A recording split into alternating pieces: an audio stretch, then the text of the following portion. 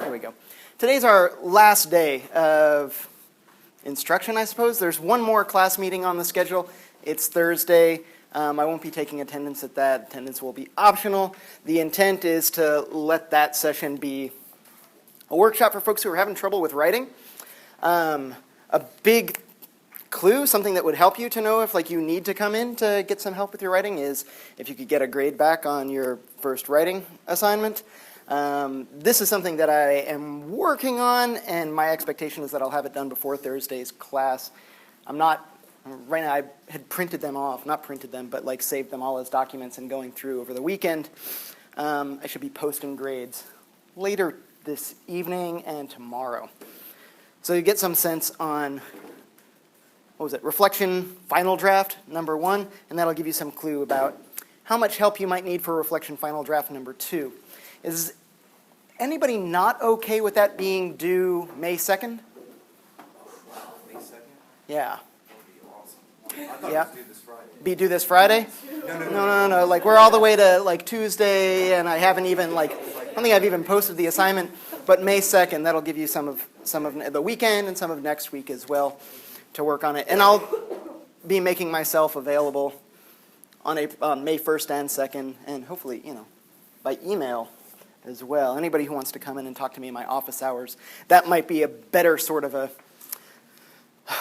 that might be a better scenario for talking about your particular work rather than a big workshop in class. Yes, Haley. For the second full draft? It's for the second full draft, yep. Yes. And according to the schedule, the final exam will also be due on that date. Is that still? Is that what's on the schedule? Maybe I'm mistaken, but I think it's the week after. the week after, yeah. Your final exam is due when the final exam for this course is scheduled for. So it'll also be a take-home exam. You won't have to come in and sit the 3-hour exam. I will expect that it'll take you at least somewhere around 3 hours. I'll be posting that probably pretty close to, if not on May 2nd, and then you'll have until whatever the deadline. This is on the syllabus, I believe. It's very top right. It'll say when the final exam is scheduled for, and the end of that period is going to be the deadline for submitting that final exam. Yep. And that final exam will be structured very similarly to the first exam, and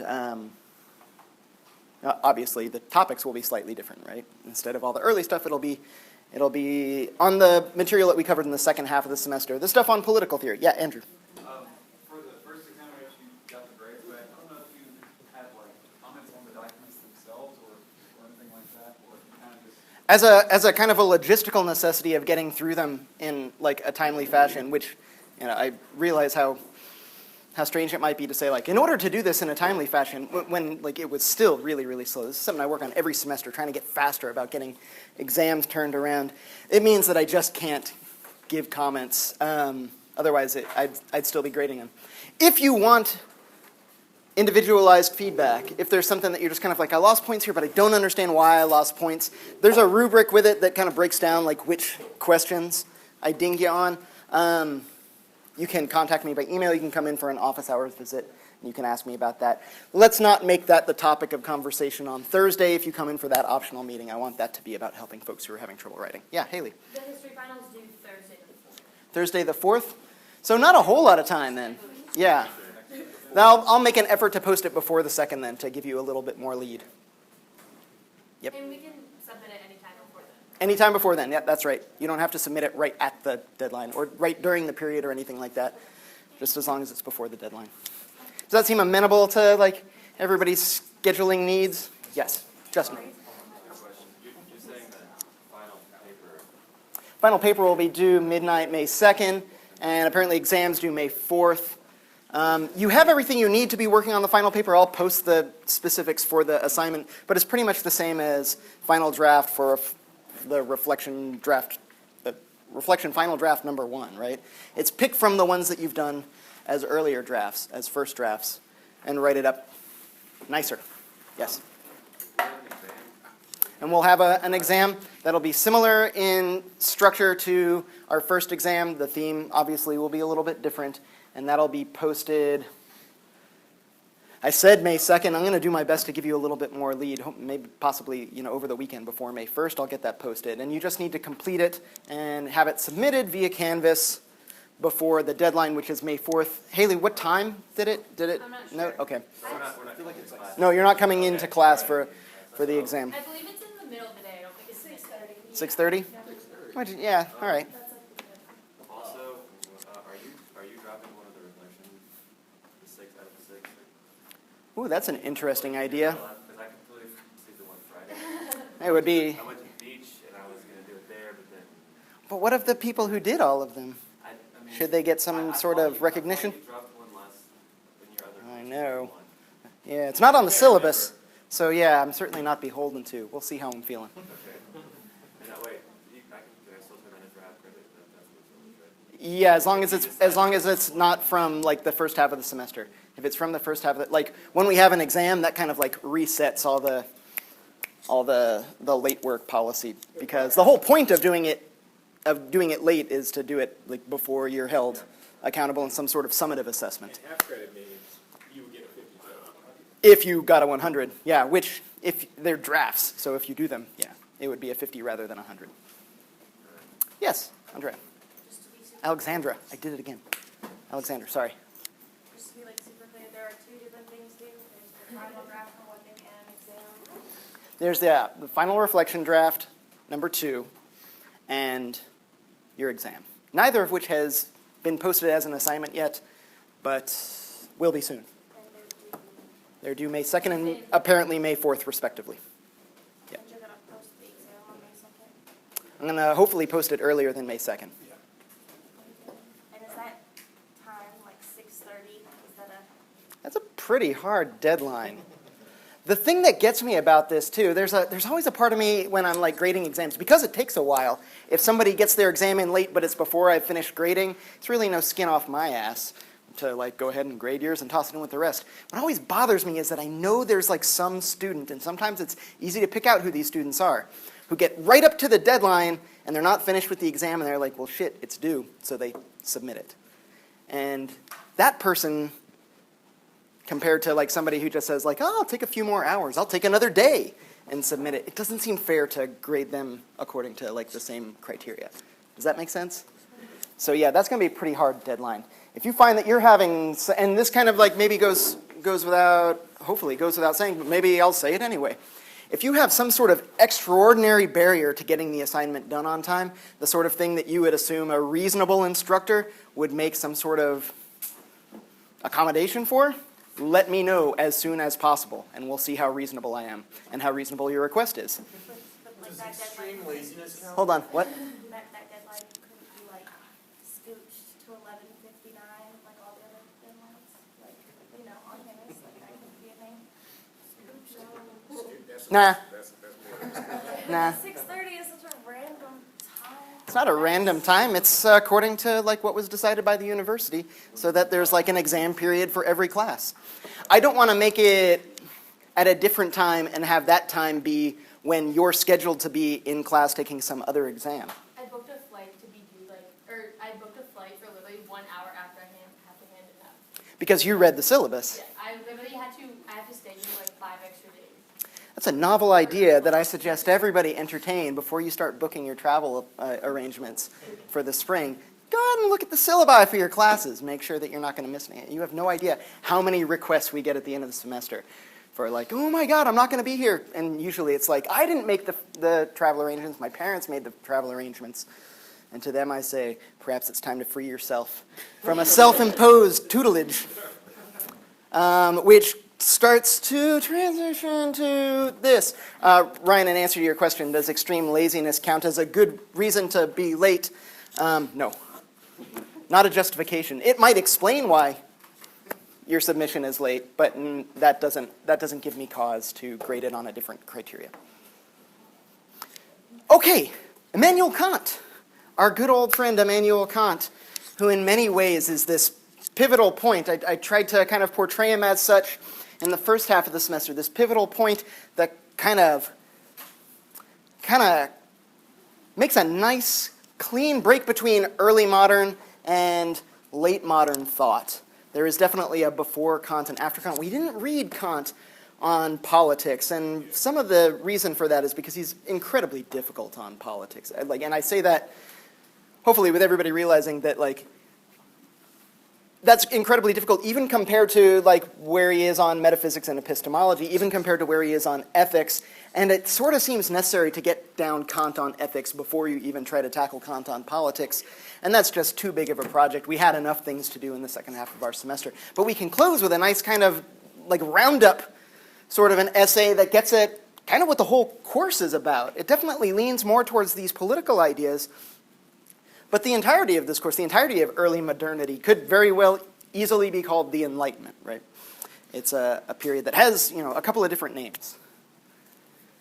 And Kant is wondering, what is this thing called enlightenment? He's not wondering it necessarily. Perhaps he is wondering it. He's answering a question. This is a question that was posted by a public journal, kind of / newspaper / magazine sort of thing. It was a Berlin magazine, and they posted this as a question for more or less like an essay contest. Everybody's talking about the Enlightenment. Everybody's talking about it as if we're in the Enlightenment. So what is the Enlightenment? Or what is Enlightenment in general? And Kant takes a stab at this, hence the full title of this essay, An Answer to the Question, what is Enlightenment? Oftentimes just abbreviated, what is Enlightenment? Was ist Aufklärung? So let's start here. What is Enlightenment? Oh, do we need to do a little history back? Maybe just a pinch. We've been talking about politics, mostly focusing on almost entirely on British thinkers, a little bit of French stuff sprinkled in, mostly through Rousseau. In some ways, through the lens of British people watching the French Revolution starting to happen and then kind of getting into full swing. Meanwhile, in the outer reaches of Germania, really, really different stuff is going on. This is almost as if Germany kind of continues doing its own thing without a whole lot of interference from the rest of Europe. This is, in some parts, like a geographical thing. They're just farther away from the center of power and influence of the Catholic Church, even in the period of the 30 Years' War, where we saw something that was complicated, but possibly reducible to at least partially, if not significantly, mostly, a fight over religion, a fight over whether or not Protestant or Catholic sorts of sensibilities about religion ought to hold sway.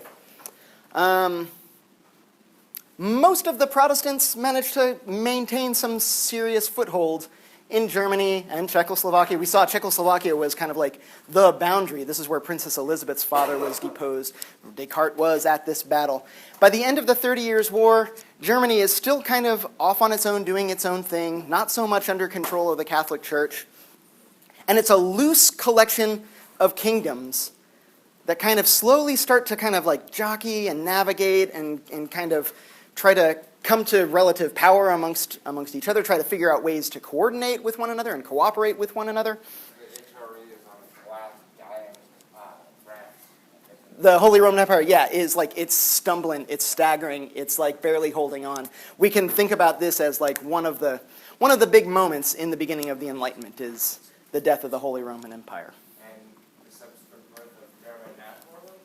That's a way more complicated question that apparently will come to a big head in the 1930s and 40s. But yeah, it starts to begin here. There's if you were back in the early 1780s and you said so Germany, tell me all about Germany. Most people living in Germania would be Germany, what is this Germany? There is no unified Germany yet. There's Prussia, which is one of the kingdoms that's kind of really come into some serious power. But there isn't Germany just yet. Frederick the Great, is the emperor, king of Prussia at the time, and exerting a tremendous influence over the entire region. And he's let's not mince words. Frederick the Great is a very special sort of leader. An awful lot of what's going on in Kant's An Answer to the Question, what is Enlightenment, is him singing the praises of Frederick the Great. Seriously? Maybe. As a sort of kind of politically prudential move? Maybe, possibly. We'll get into some of that as we as we talk here. I think it's certainly possible and maybe even advisable to read Kant as being fairly serious in his praise for Frederick the Great in this essay. Okay. What is enlightenment? Let's start there. Let's start with the answer to the question that the essay is about. Seems maybe backwards, but this is where Kant starts. Right out of the gate, he says, this is enlightenment. A nice way to start your essay. Answer the damn question. We can think about this for our own writing, perhaps. Right away, tell me what the answer is. So what is the answer? What is enlightenment? If we know anything about Kant, there's going to be significant unpacking after we get that answer. But yeah, so what is it? It's right at the beginning.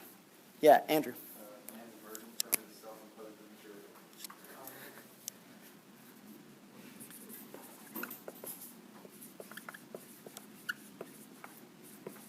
What's the definition you give of immaturity? That's an awfully good start. Let's start there. The inability to use one's understanding without the guidance from another. Yeah. And that's what he means by immaturity? Inability to exercise. Exercise what? Guidance, use one's understanding without guidance from others. Use one's own understanding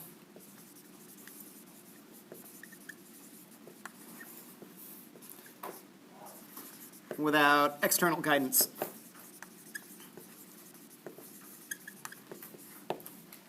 If you had to put this in a nutshell, and like, so typically German, so typically Kant, what is enlightenment? Well, here's what enlightenment isn't. He gives a negative definition, right?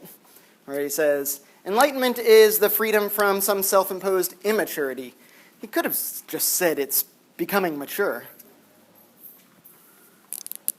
The sort of maturity that he's talking about, or the immaturity that he's talking about, he further clarifies by saying, this immaturity that we're talking about is an inability to use one's own understanding. Relying on others. If you had to sum it up like really, really briefly. Yeah, thinking for yourself. Don't be a sheeple. Yeah. Sapere aude. Think for yourself. Maybe this is what the sort of maturity that he's talking about. It's being able to think for oneself. And then he also tosses this old chestnut in there, sapere aude, dare to know, or dare to understand. That it takes daring.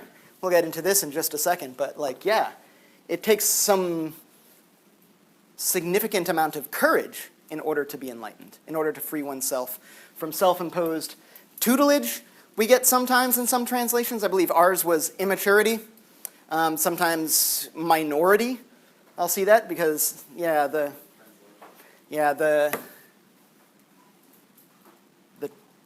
it's, what is it? It's, yeah, sure, it's Unmundigkeit, where unmundig means like a young person who's like a minor. Like literally a minor. It has like a legal sense to it, even when Kant is writing this, unmundig.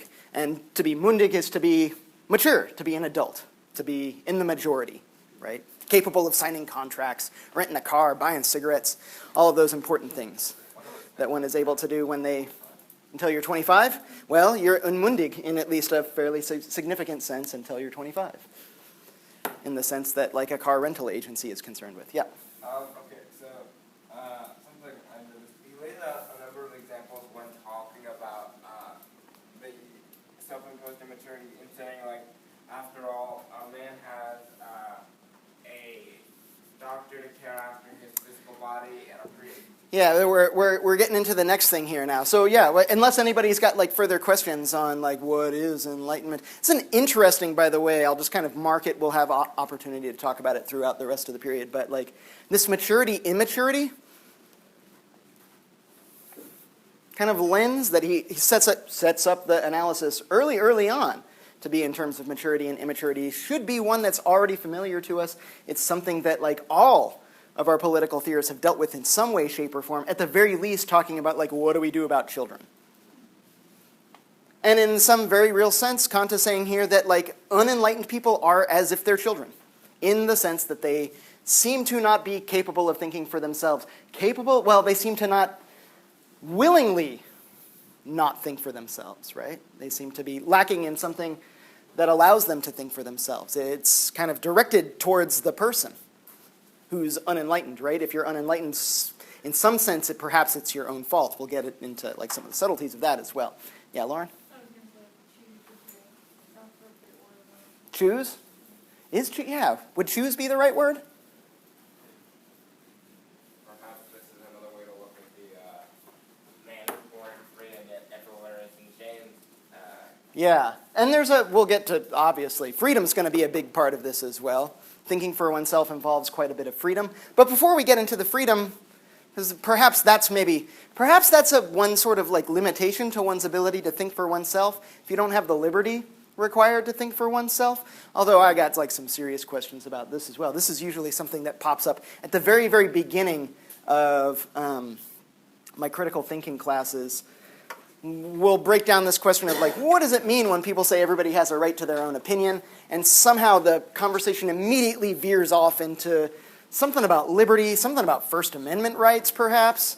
That everybody's got a right to like believe whatever they think, to say whatever they think. Well, that's a document. Where does it come from? Yeah, where would that come from? If there is some sort of like natural liberty, perhaps, or if we can make a serious claim to liberty, what would that look like? And this is specifically a liberty concerning thinking for oneself. And I wonder, before we even get into these sorts of things, can anybody stop you from thinking for yourself? Yes. Can some other person stop you from thinking for yourself?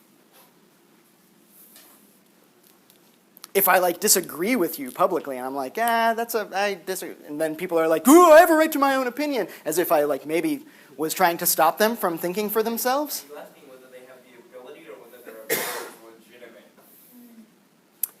I guess I'm not sure. That's a good distinction. Which do you think is the more interesting one to chase? Question about the I question. think Is it, do they have the ability, you mean like a metaphysical ability versus like some sort of right to think for themselves?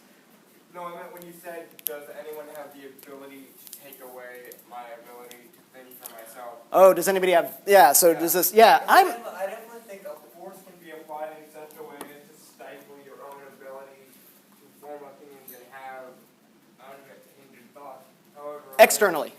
Yeah. whether there could ever be any legitimacy to the application of that force is, I think, a So more it's metaphysically possible but never legitimate. Andrew? Yeah, I was going to ask on a different note as far as liberty is concerned.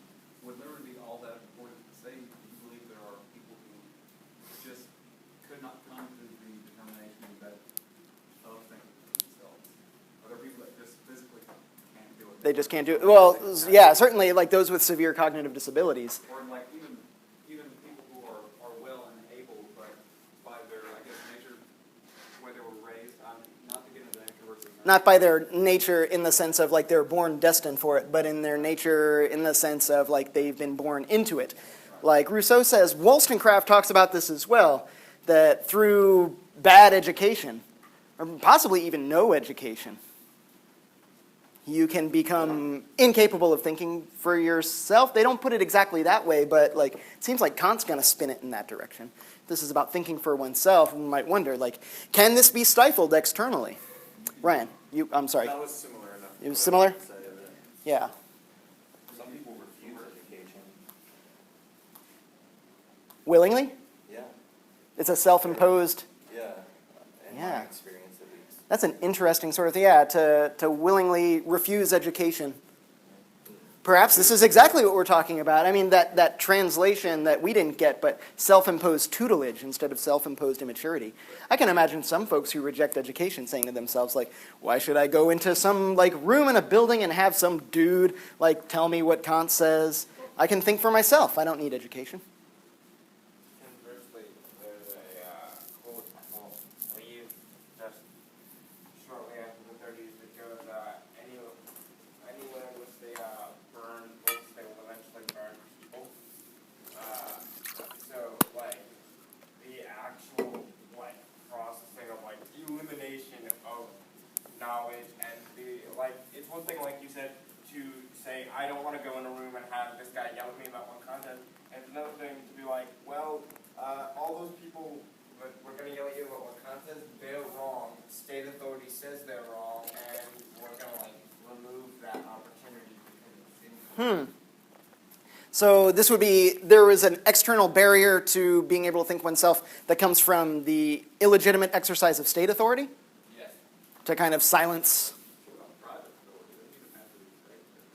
Yeah, yeah. What about this like private? Oh, like this is going to get messy too, right? That said, like that's yeah, that's heresy, and there are consequences for heresy.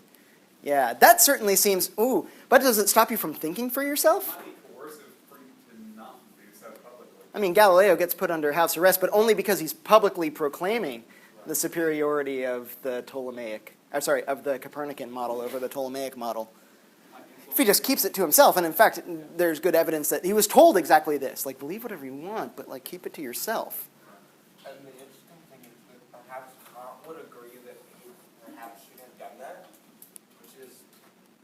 That Galileo shouldn't have done that. No, like, it's interesting, like, you could potentially, like, make the argument that in some ways Kant would have agreed that Galileo went too far. It depends, like, We'll bring that back up when we talk about the private-public reason distinction. What's his official capacity? I don't know. That's a good question. I don't know if he did have a job. This might have been in an era where, like, jobs were quaint things that common folks had. Fair enough. And possibly, this is also going to be something that kind of like comes into play for Kant as well. Or we're going to have very specific sorts of jobs in mind. Yeah, Andrew. Do you think that the oppression from these larger bodies could somehow, maybe not keep people from making themselves, but influence people to not do so? Because what happened to that guy? Possibly, yeah. Do that? So, Yeah, there's some coercion. Yeah. But then again, like, there's this question of, like, what I think and what I publicly proclaim seem to be two different things. I don't even know if it's like, I'm kind of curious about what the mechanisms for the state trying to stop me from thinking for myself would look like. I get, like, silencing speech, but stopping me from thinking? influence, parents influence. Yeah, perhaps a kind of a brainwashing sort of effect. Yeah, Lauren. Oh, by Ferreira, yeah. Yeah. Bad education is this kind of brainwashing. I mean, isn't, like, good education might be brainwashing as well. Yeah. I mean, it all depends on what the goal of education is. Yeah, and not just Ferreira, but maybe like bell hooks too. Teaching for liberation. Yeah, what does education look like? We hit this ambiguity early on. Like, as soon as somebody mentioned education and rejecting education, is this thinking for oneself? Is education like inherently not thinking for oneself? You're taught what to think. Well, I think there are two things that you can be taught. 1 John. Yes. Could wearing ignorance as a badge of honor be a barrier to enlightenment? And I guess to talking about education, if you're being educated to believe in a particular dogma, or if you're being educated to also believe that every single rational tool that you've been given can always be used in every single situation, so you can quickly put down any opinion that is contrary to your own and not ever seriously grapple with opposing viewpoints, then that way it can be a barrier to enlightenment. But Yeah. if you're taught that to use the tools that you've been given to try to discover more than what you already think, then I think that education is a tool to enlightenment. Teach you how to think, not what to think. Right. Teach you how to think, not what to think. That's what good teachers do. They don't teach you what to think at all. They don't say, like, carbon has 4 protons, or 6 protons. Yeah, carbon has 6 protons. They're like, well, here's the method by which one determines how many protons an element has. You make up your own mind. Yeah, possibly. Yeah, this is like exactly how it ought to be done. Kant mentions 2 internal barriers to enlightenment. What are they? And these might be, Kant certainly highlights them a whole lot more than he does the external barriers to enlightenment. We can discuss whether we think they are more significant. There's 2 of them, which you might have gauged by, like, I kept holding up two fingers when I said, what about the barriers to enlightenment? What are they? Yeah. Is it the ease by which, society seems to take care of it, and so, like, it is an effort of will and, like... What do you call the character trait by which somebody, like, always does what's easy? Sloth? Laziness. Yeah, laziness. Yeah. So a kind of like a general human trait of laziness is a significant barrier to enlightenment because it's always easier to let other people do your thinking for you. Does that seem about right? It's always easier to let other people do your thinking for you? And Kant says, like, and if you got money, you can hire other people to do your thinking for you. In fact, to some degree, like, society operates on the, like, assumption that it is necessary that in some ways people think for us. Because, like, if every single one of us was concerned with every single aspect of, like, our lives, from our legal affairs to, like, the health of our bodies, like, we could never specialize as we do, so. Yeah, I don't know about you guys. I'm busy already. And that's with outsourcing a lot of my labor to other people. Including my intellectual labor. Including there are things that maybe I could be thinking about for myself that instead I take some sort of expert authority and I don't actually think about it for myself. Is that always like a bad idea? But sometimes it's a bad idea. And it seems like one of the things that drives me doing the bad idea times is laziness. I'll take the path of least resistance whenever I can. And there's no shortage of people, by the way, who want to think for us either, because there's power in that. So not only is it like, if you've got the means, it's easy to find other people who will think for you. Even if you don't have the means, even if you're broke, you can probably find people who are willing to think for you, who are willing to tell you what to believe because there's some advantage for them to be found in it. What's the other barrier? Cowardice. And I think this one is huge. It kind of comes back to this sapere aude line that he ends the first paragraph of this essay with. That you should dare to understand. Dare to be a knower. Dare to know for oneself. Dare to think for oneself. That it takes courage to think for oneself. Maybe not as obvious as the laziness barrier. What do you guys think? Is this one, like, it's pretty easy to see how folks won't think for themselves because they're lazy. It's easier to get other people to think for you. It takes a lot of work to think for yourself. Does it require courage? Is he just kind of being poetic here? Does it really require courage? Yeah, David. It's kind of hard to go against the grain sometimes. It is hard to go against the grain, yeah, to think for oneself. Could you think for oneself? Could you think for yourself and still go with the grain? Possibly. Sometimes it's overlap. Will you know which way you're going to end up when you start thinking for yourself? No. That's kind of one of the scary things about, like, genuinely thinking for yourself is that, like, when you begin the process, you're not really sure where you're going to land. It might be in a position that is, like, very, very different than the one that you started out with. And that can be unsettling. You can be in a position now where you're opposed to, like, the general conventional wisdom. That's a little bit uncomfortable. You just be, I don't know about you guys, like, I find it uncomfortable, scary even, to change my mind about anything. Such that, like, after seeing this, like, I'm not the hardest working guy in the world. I'm not the bravest guy in the world. And sometimes I wonder, have I ever really thought for myself? I'm fairly well read compared to your average U.S. citizen, I suppose. But I don't know how much thinking I do for myself. Do you apply criticism to the beliefs you already hold? Yeah, I do. But then again, like, I do it in patterns that, like, I've seen other people do, and now I'm just parroting back. I was taught by philosophy professors to, like, adopt a certain sort of methodology, a certain sort of attitude of, like, criticism, but maybe not criticism of all things, or maybe even, like, criticism of like, I just kind of, like, swallowed on faith that sort of critical reflection is something that's good. At least you made the personal decision to do that, though. But sometimes you still end up being intelligence trapped. I mean, I made that personal decision the same way that maybe I made the personal decision, yeah, personal decision to wear clothes today. Could have come naked. Certainly be interesting. Might have been the end of my job, possibly career. That's the sort of thing that might follow you around, especially in the day of like. So, we'll be discussing the philosophy of aesthetics. So how do we know when we're truly enlightened and thinking for ourselves? That's the end. That's the end. Laziness and cowardice. It takes courage to think for yourself. It's a bold thing to do, to think for yourself. We throw this phrase around like it's no big deal. Everybody should be able to think for themselves, without really taking into like serious account of how difficult this is and how rare it probably is that somebody genuinely thinks for themselves. And there's a strong temptation. I heard the word sheep.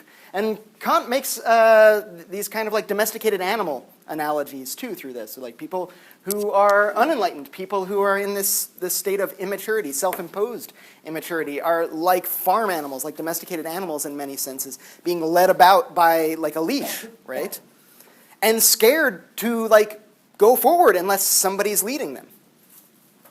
Here's a really interesting analogy of talking about like that kind of piggybacks on this idea of a domesticated animal, about how first he starts about like taking a step forward without being led forward by somebody, that's scary because you don't know like what you're going to, especially if you've never stepped forward all on your own before. Then a little bit later he uses an example of kind of jumping over even a very narrow ditch. If you've never jumped over something by yourself before, you can imagine like a cow coming up to like a ravine about yay big, who's never jumped all on its own in its life. Will probably come right up to the edge and just stop there. To actually like make the leap, not knowing if you're going to make it, not knowing exactly where you're going to land, is a scary thing and requires courage. And we're already kind of getting into these things that were said before about external barriers to thinking for oneself. You can be trained, right? You can be domesticated for docility, for not thinking for yourself. Yeah. Is thinking for yourself kind of an ideological state of nature? Because it seems to require a certain rejection of authority and like the supremacy of others, like correctness. My question. I don't know if I would go that far At necessarily. least initially, because Yeah. you have. It's not a blind faith in authority, at least. No, what I'm saying is like initially you kind of have to be like Descartes and say, Ooh, let yeah. us imagine that what we know is not necessarily true, and begin from there with what we can know. That would be a pretty radical method, right? And so my question is, when you think for yourself, like Kant seems to have this opinion that you have to be in some ways at least suspending authority of others in order to think for you. In some sense, even suspending the authority of your past self. So, Like you believe certain things, and if you're going to suspend them all. Like Descartes is as harsh on his own beliefs as he is on like the opinions of authorities in the beginning of Meditations. Yeah. how do we reconcile the authority of so-called experts and specialists with our own ability to think for ourselves, according to Kant? That is a great and interesting and subtle question about the nature of expertise and when we can make justified appeals to expertise. We'll see if there's room for them in the ensuing conversation. I want to make sure that we get through all of Kant's points at least. Yeah, Andrew. I was going to ask, do you think he would also consider, like, the big part doubt, of everything doubt?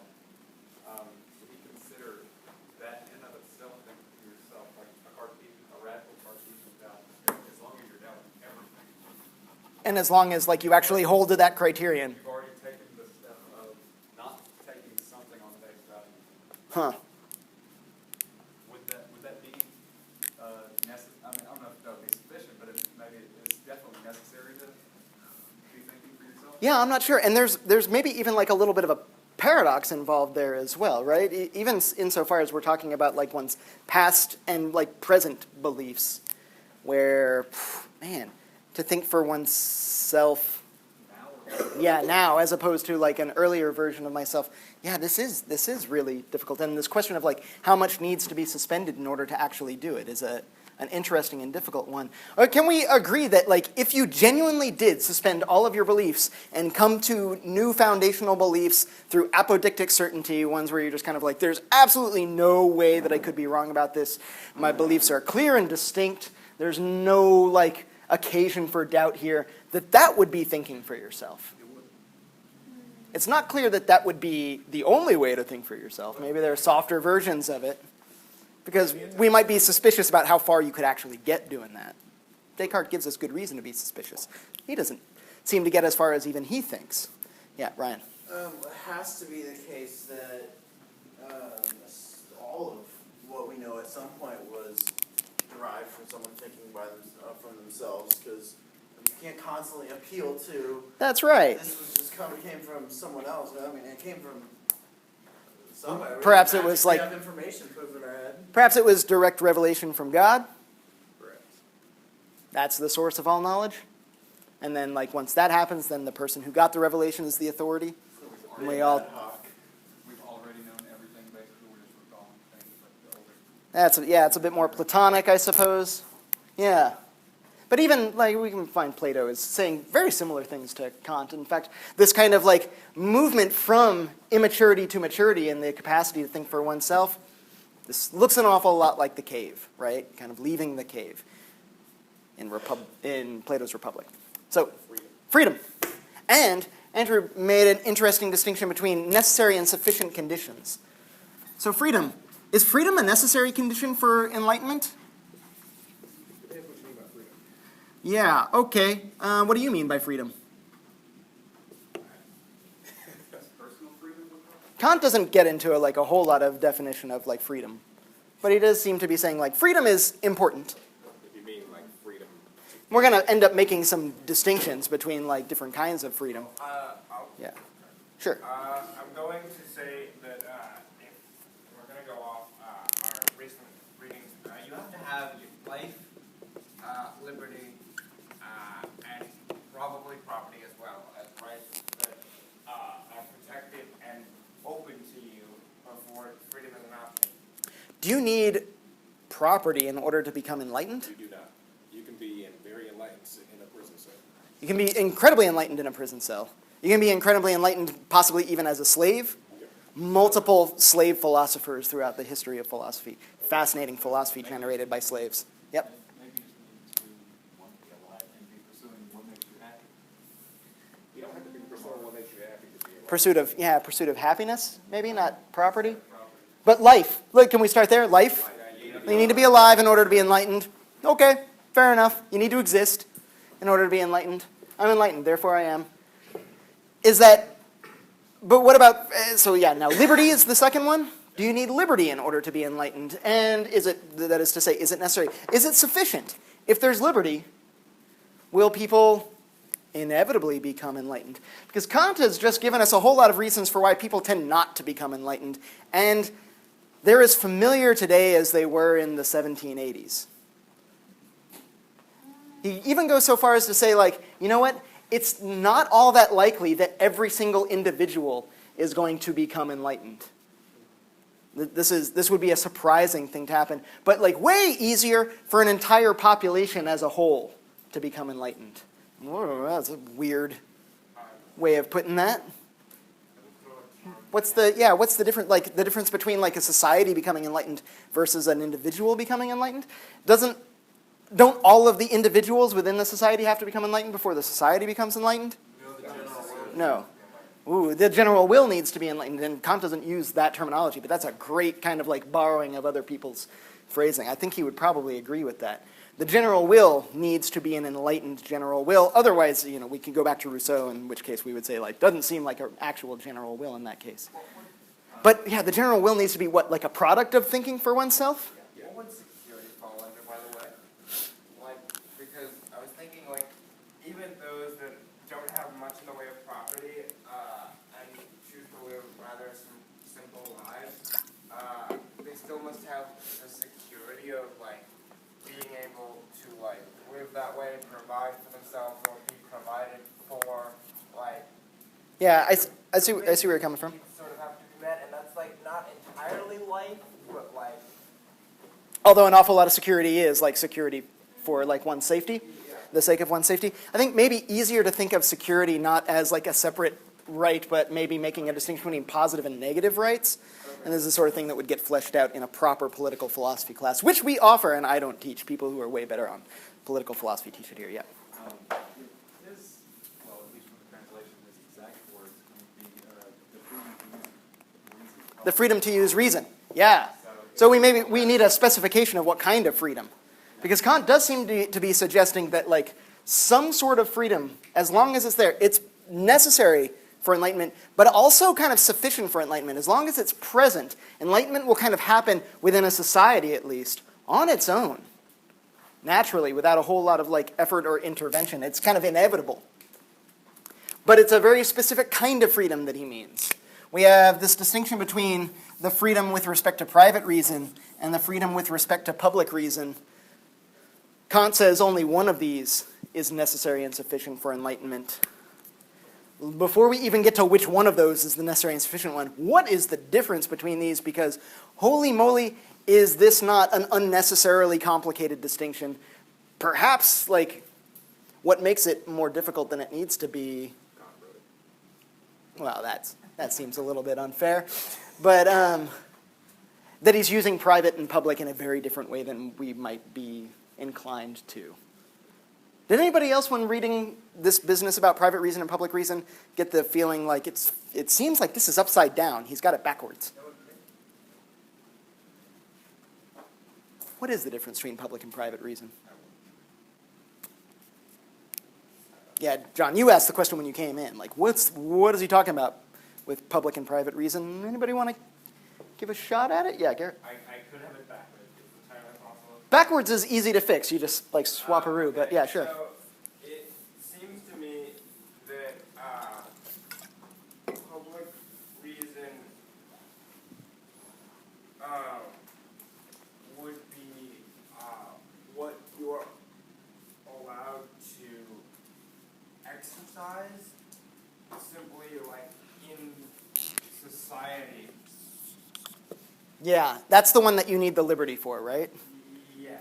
You need this freedom to exercise public reason, not so much private reason. And private reason is like your own individually like held beliefs that you think about in the quiet of your home. Ooh, that's the temptation, right? Is to think that private reason is like what's going on inside my own head. Or at least what applies directly to Yeah. your life and your station. Yeah, ooh, your station. That ends up being fairly important as well. Andrew, and then Tobechi, did you have? Okay, just stretching. Okay, yeah.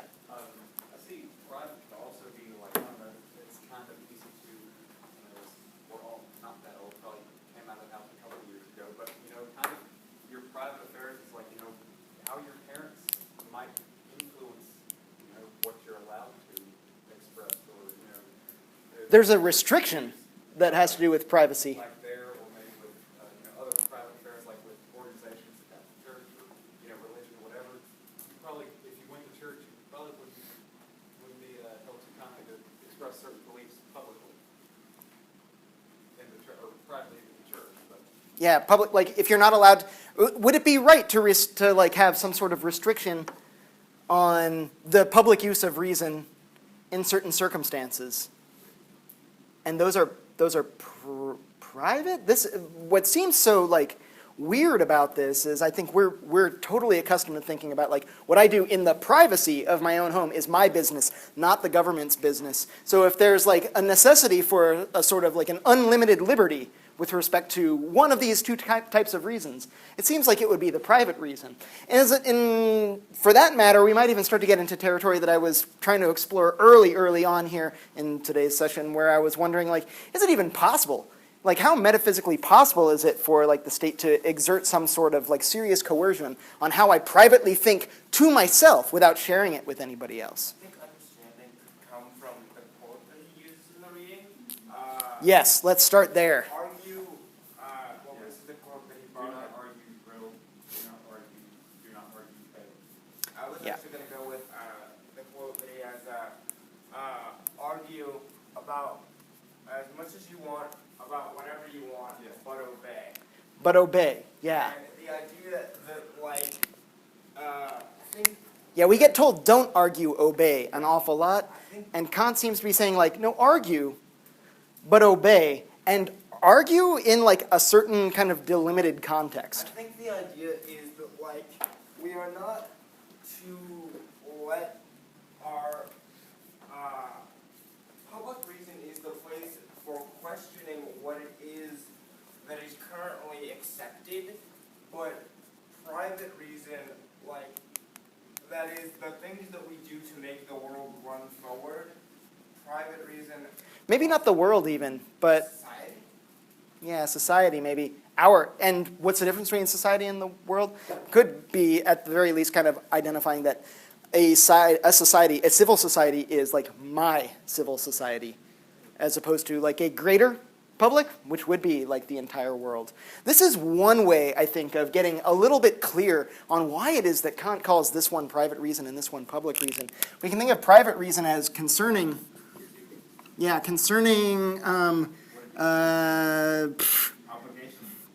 concerning your civil society and duties with respect to it. Like, let's say you're a clergy. Or a professor at a university.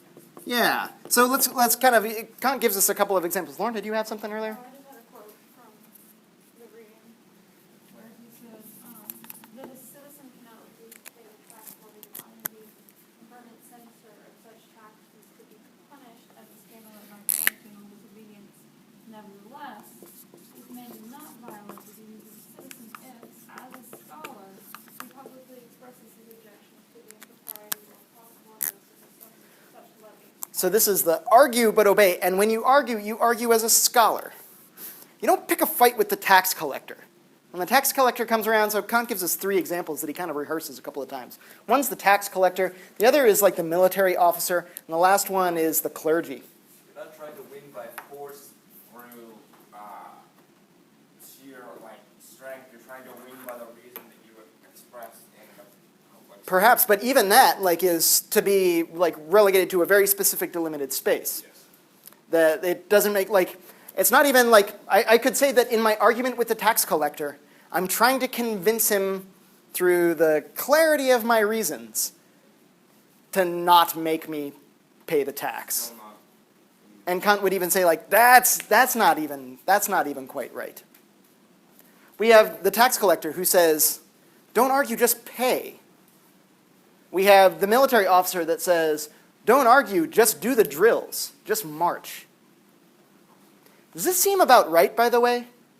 That like, whatever liberty is required in order to like create an enlightened society, one of the last things that we want is soldiers telling their superior officers like, nah, I don't think I am going to take that hill. I think I'm going to stay down here. I think those are bad orders and I'm not going to follow them. That's how people die? That's less people dying down here, more people dying on. That's true, yeah. Why would anybody do that, right? I mean, play devil's advocate, a bad law is no law at all. True, but even a bad law must be obeyed. And Kant would really disagree with Martin Luther King. He might not. We'll see. Yeah, we'll see if we have a little bit of time how to like read this on to civil disobedience of the 20th century. But yeah, he's certainly playing with some ideas. You know, there's another thing that happens in the 20th century in Germany that is kind of like an important corollary of this. Yeah. I was thinking, like, what if Rosa Parks that obey, progressive and disobey, and set precedent? It's like, But even those who would break unjust laws through civil disobedience, when it comes time to like pay the penalty, what are you supposed to do? Yeah, you go to jail, and you go to jail peacefully. So obey at least that, right? This idea of like break the law perhaps, but don't flaunt the rule of law itself. The point isn't to break the law, the point is to prove the law wrong by obeying. And the point, if we're going to kind of like dig deep into those who talk about civil disobedience, folks like Dr. King would say something like, the whole point of civil disobedience is when public reason has broken down, when there is no forum to be heard, when the conversation is over and it needs to be restarted. Here's how you restart the conversation, by just kind of like refusing to participate. But even then, he still maintains some semblance to bowing to private reason. Yeah, in the sense that, like, when the cops come, like, they're a due and legitimate authority, and you obey them. So could we flesh out what exactly public reasoning is? No, not yet. Well, yeah, we're getting closer. We're getting closer, yeah. So what is public reason, then? This is maybe concerning, so I was saying, there are easier ways to kind of keep straight why it is that Kant is using these in the way that he's using these terms in the way that he is.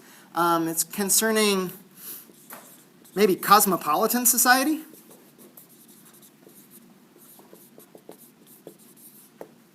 Literally, cosmopolitan, like your polis is the cosmos. Like you're a citizen of the whole universe, right? Yeah. Concerning cosmopolitan society, the kind of, maybe like all people. Maybe not even all people, we know, kind of going back to the prolegomena and first critique, like all rational beings.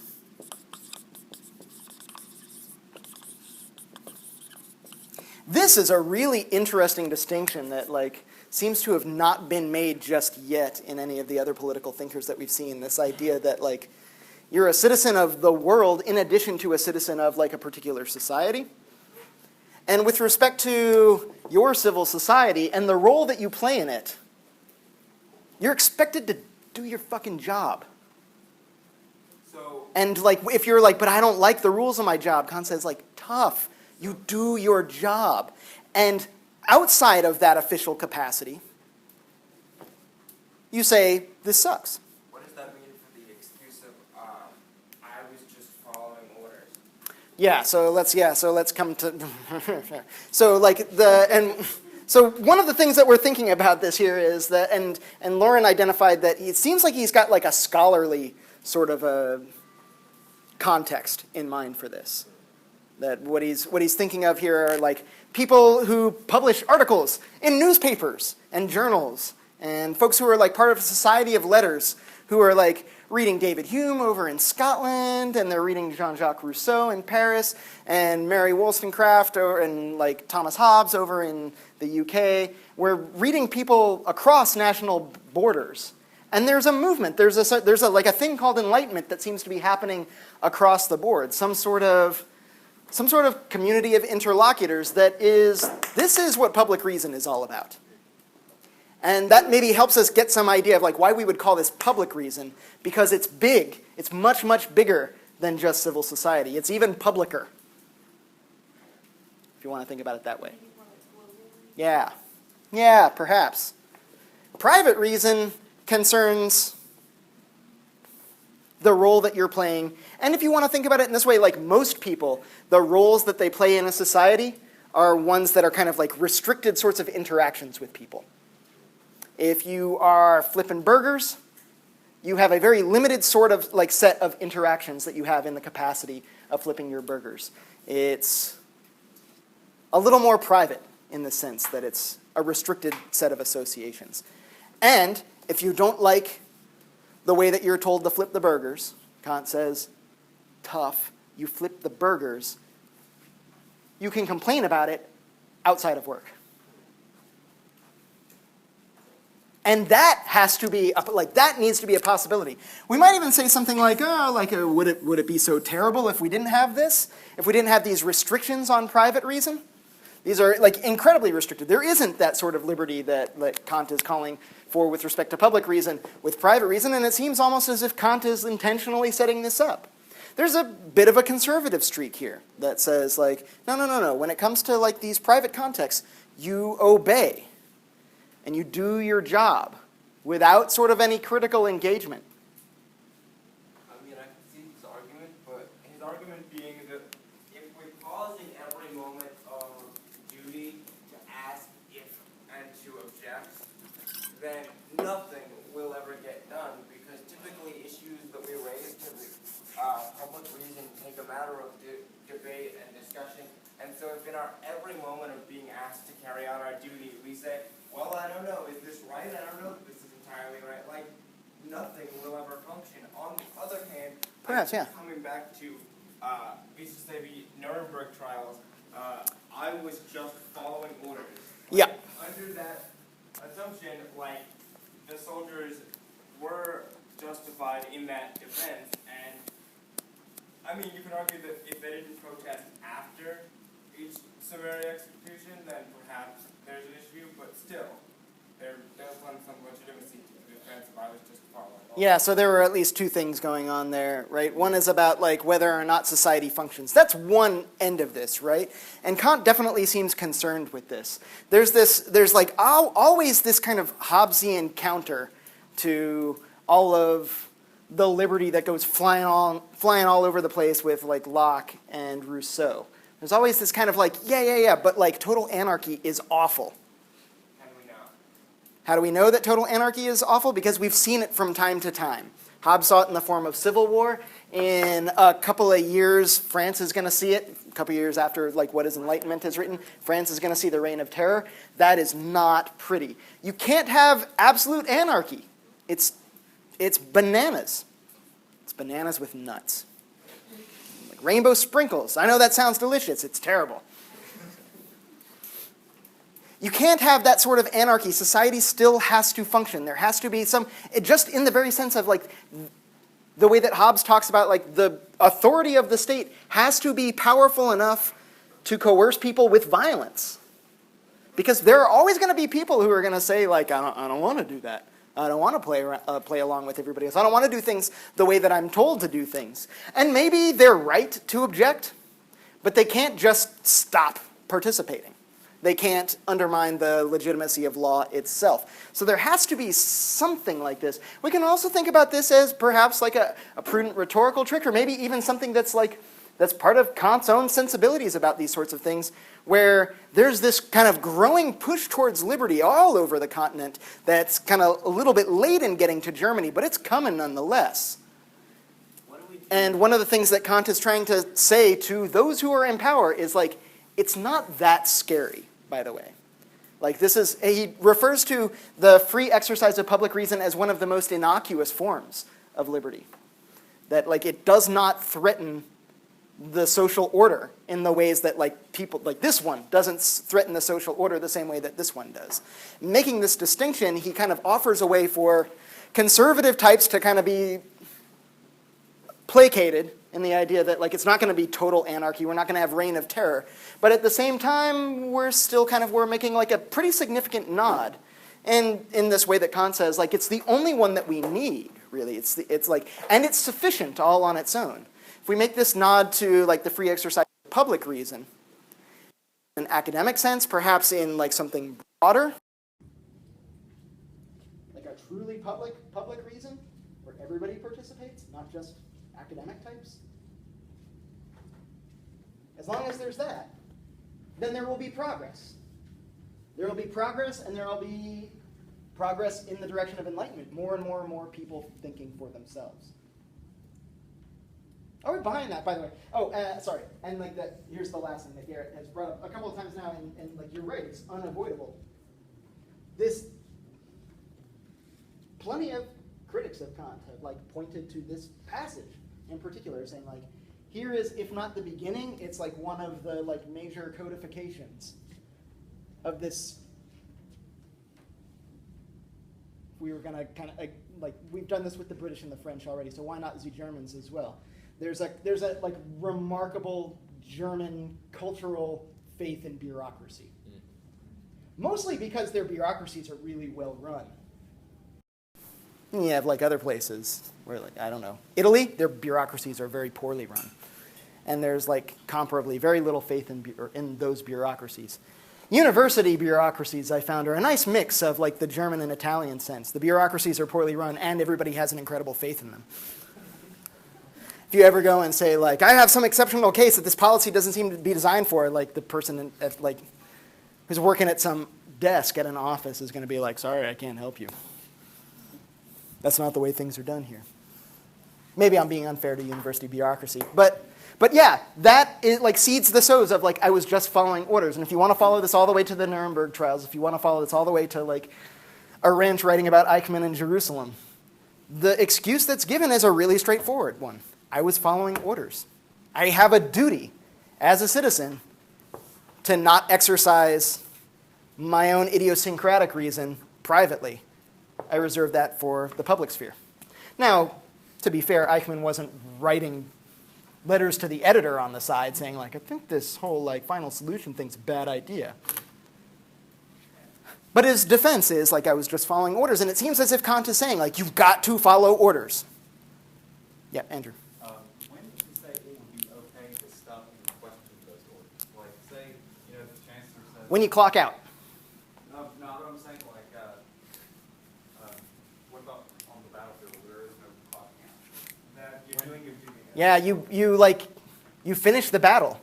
Yeah, maybe you don't like punch a card, but you finish the battle, and then you write a letter to the editor. Go drop those bombs on Hiroshima and Nagasaki. And then afterwards, yeah, you say, like, I think this was a terrible, like, I did it because I was ordered to, but I think it was a terrible idea. And that's not exactly Eichmann either. I don't know if it's fair to like saddle Kant with Nazism exactly, but you can see how folks start to like make the case and say, like, see, this is something that maybe is, or at least the defense that's given is a not uniquely German one, but one that is like a big part of like this German style of Enlightenment. Because what Kant is arguing for here, ultimately, in What is Enlightenment, is for Frederick the Great. He's saying, like, we've got the best possible ruler here. We've got an enlightened monarch. We have a form of government that is frequently referred to as enlightened absolutism. And just in case you think that this is like a one-off for Germany and with like Frederick the Great, it's not. There are like plenty of enlightened monarchs throughout history. Marcus Aurelius, a really great example of an enlightened monarch. In just less than 25 years after Kant writes this, Napoleon's going to come on the scene and be a really great candidate for an enlightened absolutist as well. That doesn't last terribly long. But he makes a go of it. Kant notes that human nature is to like continually progress towards enlightenment. Whether as individuals or as a society, it's to continually be improving ourselves. This is like where he kind of brings these two things together, which I don't know if you've noticed have been kind of like two somewhat separate threads up until now. He sets out this question of what is enlightenment? Well, it's emergence from your self-imposed immaturity. It's being able to think for yourself. And when I think for yourself in what way? Well, with respect to the exercise of public reason. Why is this even a good thing? We might ask that question. What is enlightenment? Well, I'll tell you what enlightenment is. I'm going to be completely agnostic as to whether or not it's good. Does Kant seem to think it's good? Of course he seems to think it's good. And one of the reasons that he seems to think it's good is that it seems to be absolutely essential for progress. All sorts of progress with respect to longevity of life, quality of life, extent of liberty. Progress, right? Like, What do you mean? because like to say that it's simply human nature to progress is, I feel, a bit like generous. We acknowledge at the beginning that the things that hold us back from enlightenment are laziness and cowardice. And those seem to be aspects of human nature as well. So I feel like it is a better way to say that it is a human part of the human nature to struggle towards progress. Yeah, perhaps, but I think Kant goes farther than this. It's not just that we struggle to progress. And yeah, sure, perhaps we could say that laziness and cowardice are aspects of human nature as well. I think that was my phrasing, by the way. I'd be none too surprised if you looked into like the text and you couldn't find anywhere where Kant uses the word nature to talk about laziness and cowardice. Because laziness and cowardice seem trainable, correctable. There are lazy people. Can you make them less lazy? There are also people who are, what's the opposite of lazy? This is a word that I use so infrequently I don't even know it.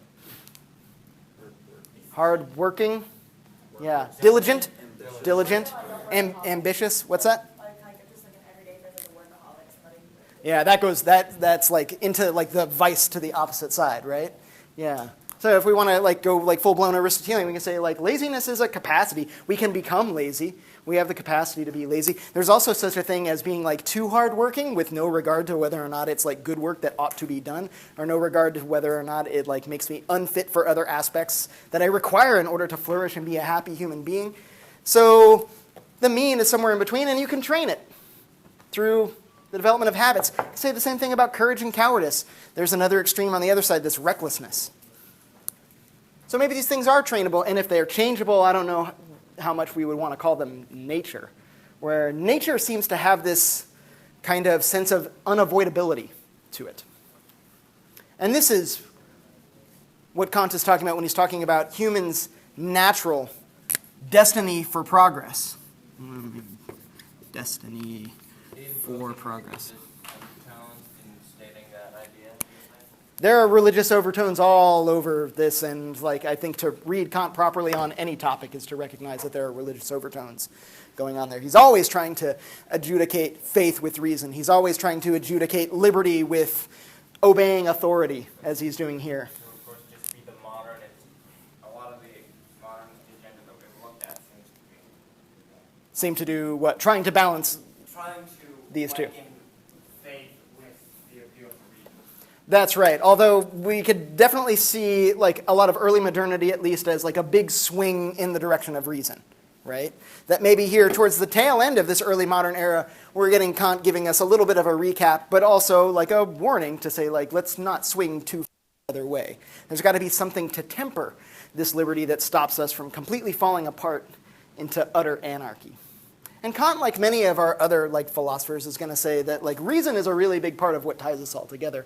As a matter of fact, public reason he talks about frequently as something that even kind of transcends national boundaries. You even have to be like part of the same people in the Rousseauian sense of like being a people in order, or your people could be like all of the rational people, all of the people that are willing to stop and listen to reason and give reasons, engage in public reason. So we have this destiny for progress. Kant says it's unavoidable. And as long as there is the exercise of public reason, the free exercise of public reason, it will continue unencumbered. Because to encumber this, to somehow block, to hinder this progress, not just to go against human nature, but yeah, he says, to hinder this progress is a crime against nature.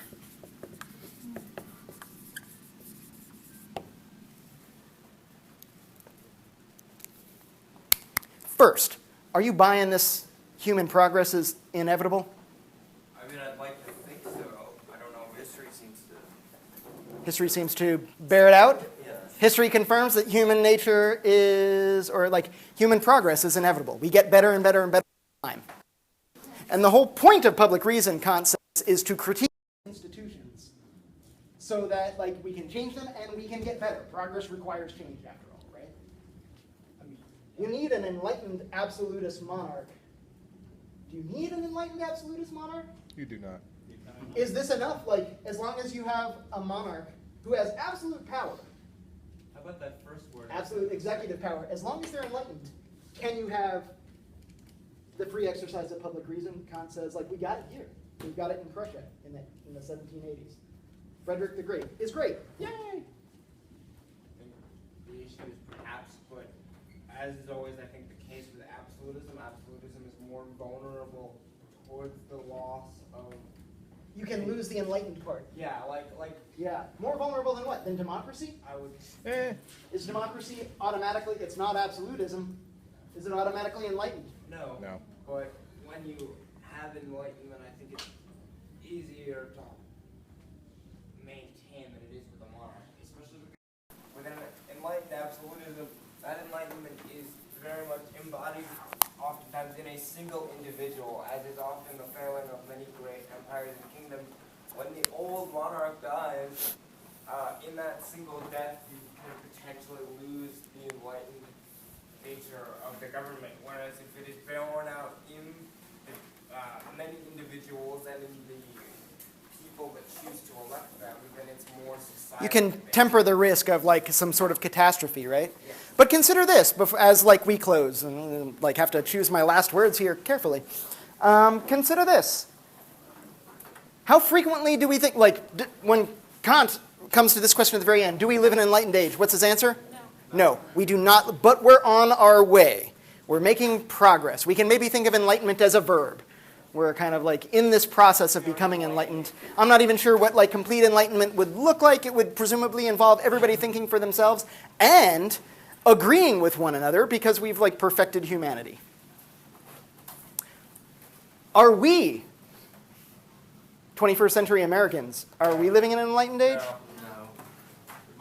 And what would it take? And consider this, if we're talking about like thinking for oneself, the capacity to become enlightened, how common do we think this is?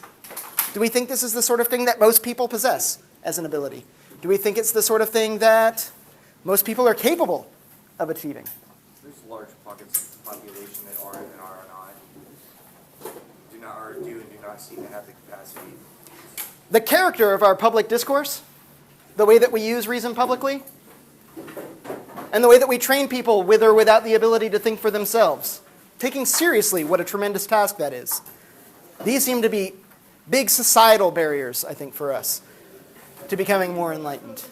And if we're going to kind of close off with one idea, I would say that like the biggest thing to come out of early modernity, the biggest thing to come out of Enlightenment is some sort of model for what it looks like to have a public conversation about how to make our society better. And for this to be, in principle, open to everybody and to try to get as many participants as possible into. We're a ways away from that right now. Thanks for a great semester. Like I said, see me on Thursday. If you have questions about writing, you can email me anytime between now and May 2nd for any other feedback. And keep eyes peeled on Canvas for the posting of 2 big new assignments, final reflection number 2, and your final exam. Yes?